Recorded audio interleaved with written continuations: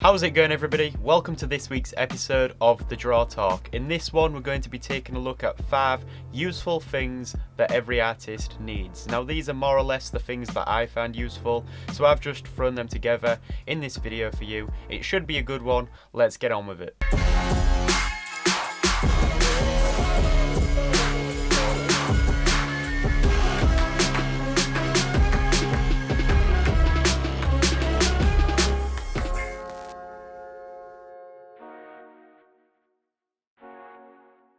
Okay, so let's start off with something that I've been using for a long time, which is this thing. This is a pencil roll, and it's really useful for organising and holding all of your equipment. You can actually put a full set of pencils in here and then just roll it up and take it with you. I honestly must use this every day. I just put pencils in there, blending stumps, erasers, spare leads, literally all the stuff that I use to draw. This one that I use is made by Derwent, but there is all sorts of stuff like this out there. Plus, when you sit down to do some drawing and you sort of just have this thing all rolled out, people are going to know that you're here to create some serious shit.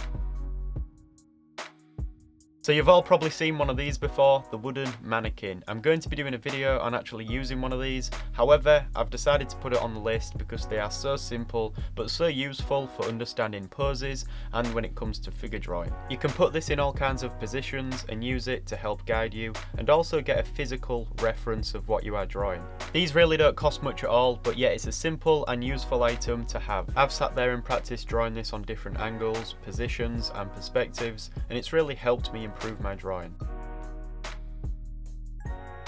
So this next one is something that a few of you might already have because I'm always telling people about these erasers. This is a micro eraser from the company Tombow. It's actually called a mono zero eraser, but these are really useful, especially for realistic drawing. If you are creating really detailed drawings, then this is useful for erasing small areas at a time. There's nothing more frustrating than when you make a small mistake and you try to erase it but end up taking half the drawing with it as well. It's also good for creating highlights in a drawing. It's just overall a piece of equipment I couldn't imagine not having.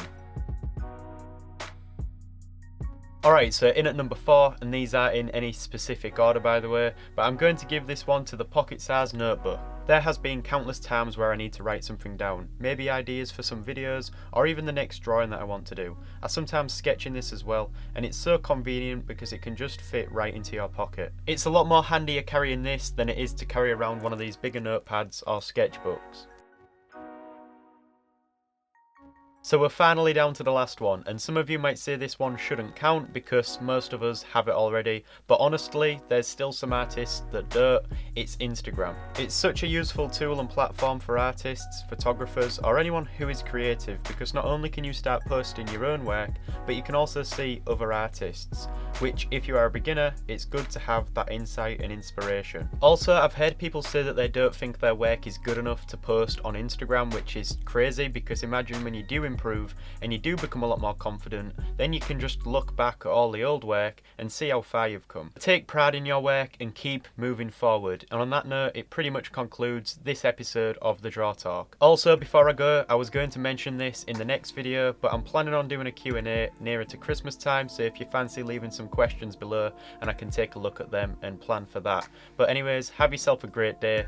Thank you for watching. I'll see you in the next video.